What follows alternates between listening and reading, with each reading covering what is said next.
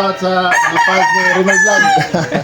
Nakabisita ang mga idol, oh. What's up again sa inyo? For today's video ay andito tayo sa Butuan upang dalawin yung loadie natin na si Lim's Backyard. At matapos ang 2 oras mahigit na biyahe ay sa wakas, andito na tayo. Okay, idol ko. Mga kanukis yung loadie natin, oh. Si Lim's Backyard. Oy, mga idol. Nakabisita ko. Grabe. Sa idol po. Napakasikat nito mga kanukis. Grabe mga kanukis, oh. Mana sa amo natin. Puging-pugi. Ito yung nakikita natin, oh, sa mga reels. Sa mga reels ni Lods Idol Lims, ayan, oh. Ayan yung mga nakikita natin mga kanukis.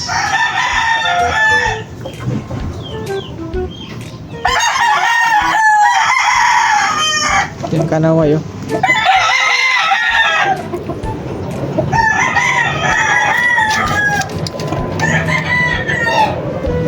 Pugi, oh. Hey. Pugi.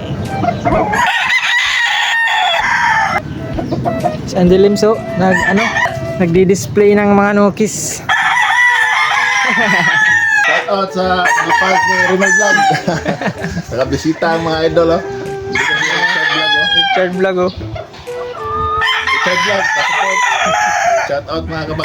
At ito nga pala yung street comb na pula ng manok na ating loadie na si Lim's Backyard. Napakapugi mga kanukis. Ito pa yung gamit ni Lodi natin, oh, kapag ka siya ay nagbablog. Dito lang pala sa leg ilalagay, ayan, oh. Para okay kayo. Yan, no? Napakaangas.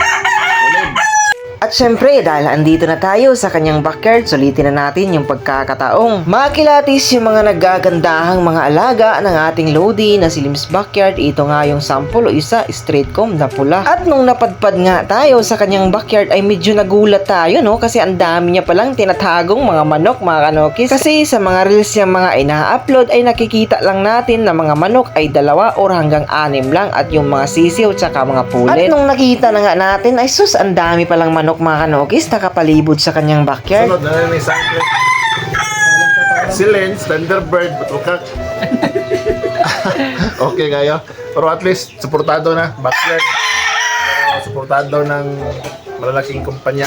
Ayan, ang ibig sabihin ng ating Idol Lims ay kahit backyard lang daw ay suportado pa rin ng mga malalaking kumpanya. Dito naman ay dadalawin namin si Pulan's Backyard, kapatid ni Lods Lims Backyard. Wala kasi siya sa kanyang manukan kasi on duty siya mga kanokis, kaya dito konting chicken talk at hindi na rin kami nagtagal kasi hapon na. Lumargo agad kami kasi mahirap magmaniho pagka sa dilim mga kanokis, talagang didilat ang iyong mga mata.